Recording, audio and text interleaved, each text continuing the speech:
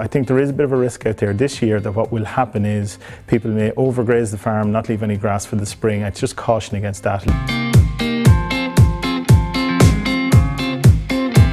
Well, the first and most important thing, I suppose, is to establish the position on the farm. There's a lot of talk about feed shortages out there, but I think it's very important that people make their best decision for their individual circumstances. Now, to establish that, the most important thing, I suppose, is to establish the balance between supply and demand. So we have to get out there, measure pits, count up the number of bales, all the options that's available to us, and establish what level of feed is on the farm, and also the quality of that feed. So it is important maybe to test quality, test dry matter, make sure we know what we have in a bit of detail.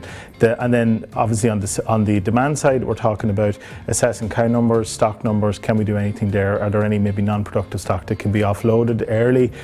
What can we do with options? So the balance between supply and demand, get a figure on that, and then we can start to look at the options once we have that established.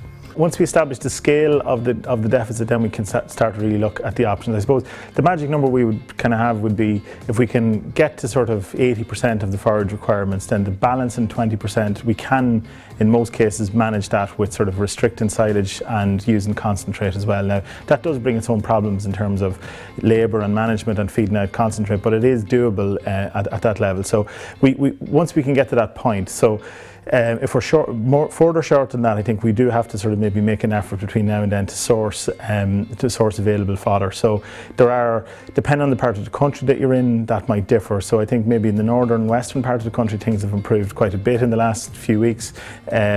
Maybe further south and east, maybe not to the same extent. So there is going to have to be a bit of inter-farm trade and maybe of fodder to try and bridge that gap, I think. One maybe important point to just remember for dairy farms is that the grass that we grow in the autumn period is the grass we'll have next spring. So I think there is a bit of a risk out there this year that what will happen is people may overgraze the farm, not leave any grass for the spring. I'd just caution against that a little bit.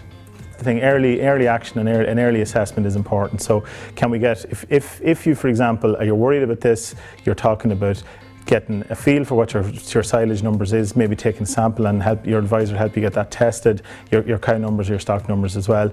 If you bring in that information and gather up that information, then you can sit down with your advisor and they will help you to formulate that budget. Like really the options, then there are numerous options you can use, and people tend to get hung up on which feed you should choose over another one. As long as we get the balance of the diet right, we're quite happy. So the point is, I suppose, come and speak to your Teagasc advisor and they will help you really to get a handle on it.